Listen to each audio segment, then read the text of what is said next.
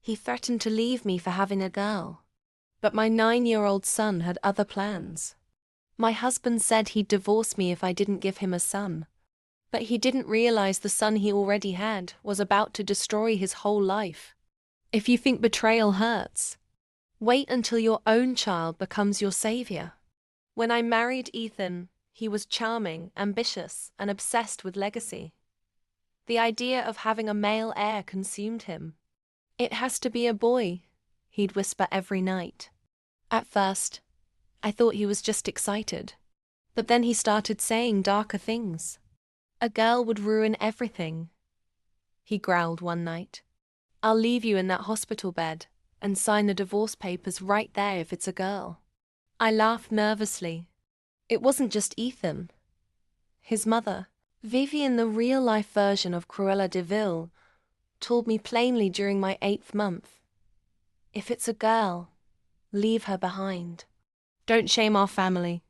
I was 9 months pregnant, scared and completely alone except for my son, Liam. At 9 years old, Liam had always been quiet and observant. Then came the day of reckoning. In that cold hospital room in Zurich, I gave birth. Twins. 1 boy. 1 girl. Ethan stormed in, his face pale. "Which is the boy?" he barked. "We'll take him." "Leave the girl." He was serious. So was his mother. They grabbed the boy and walked out. I was shattered.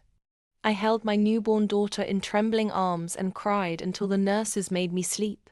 But by morning, everything had changed. Liam had disappeared. Panic hit like lightning.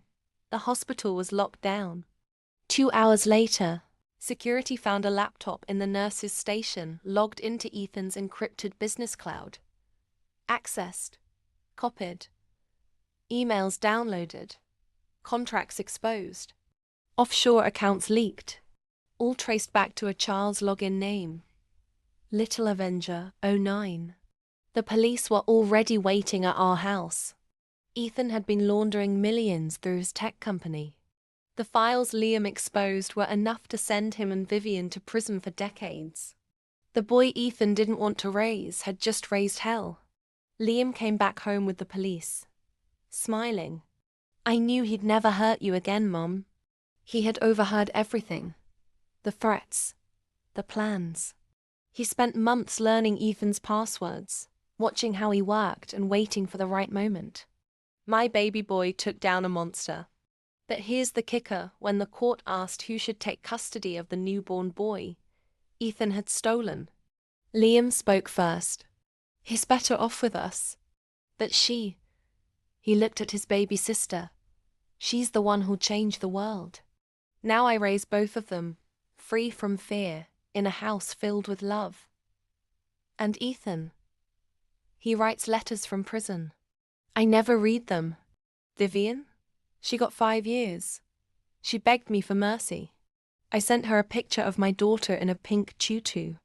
If you felt that justice hit just right, you haven't seen anything yet.